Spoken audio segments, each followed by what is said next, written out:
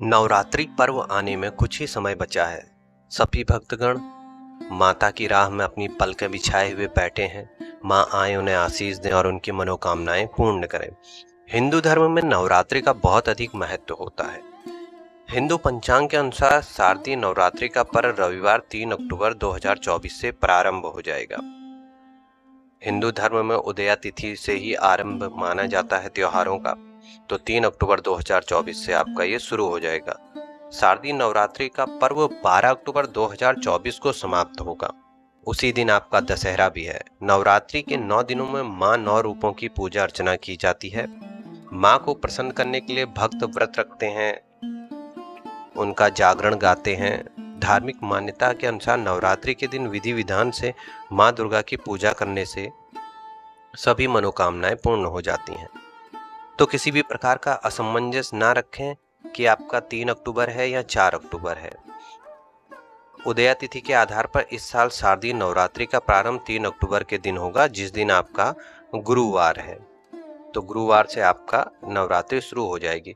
3 अक्टूबर से शुरू हो रहे शारदीय नवरात्र को कलश स्थापना करने के लिए आपको 2 शुभ मुहूर्त प्राप्त होंगे। कलश स्थापना के लिए सुबह में जो आपका शुभ मुहूर्त होगा वो 6:15 से सुबह 7:22 तक होगा।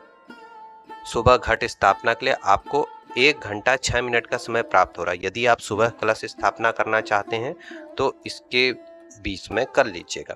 इसके अलावा यदि आप दोपहर में कलश स्थापना करना चाहते हैं तो यह सबसे अच्छा समय है, क्योंकि यह अभिजीत मुहूर्त है। दिन में आप 11:46 से दोपहर 12:33 के बीच कभी भी कलश स्थापना कर सकते। ध्यान रखें, दोपहर में आपको 47 मिनट का ही शुभ समय प्राप्त होगा। इस बार हमारी माता रानी आ रही हैं पालकी में सवार होकर। शायद आप में से बहुत कम लोगों को मालूम होगा कि जब भी माँ आती हैं तो हर बार अलग अलग वाहन से आती हैं, और यह किस प्रकार से आप जानेंगे कि किस वाहन से माता आ रही है। तो नवरात्रि में माँ दुर्गा किस वाहन पर सवार होकर आए, यह इस बात पर निर्भर करता है कि नवरात्रि का शुभारंभ किस दिन से होता है। यदि मंगलवार और शनिवार को नवरात्रि का आरंभ होता है तो माँ दुर्गा की सवारी अश्व यानी घोड़ा मानी जाती है। यदि नवरात्रि गुरुवार और शुक्रवार को आरंभ होती है तो माँ दुर्गा की सवारी डोली और पालकी मानी जाती है, और इस बार गुरुवार से नवरात्रि शुरू हो रही है। यदि माँ दुर्गा रविवार और सोमवार को आती हैं तो उनकी सवारी हाथी होती है, जो कि सबसे शुभ माना जाता है। अष्टमी माँ भगवती की उपासना का महापर्व नवरात्रि की महाअष्टमी व महानवमी के दिन पूजा पाठ हवन के साथ कन्या पूजन भी किया जाता है। मान्यता है कि नवरात्रि में कन्या पूजन करने से माँ दुर्गा प्रसन्न होती है।